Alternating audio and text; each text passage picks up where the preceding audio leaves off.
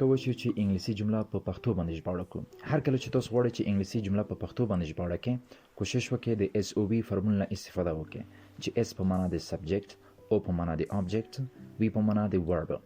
یعنی هر کله چې موږ تاسو یو جمله ژباړه کوو یا ترجمه کوو په پښتو باندې، اولنی شی چې ترجمه کیږي هغه سبجیکټ ده.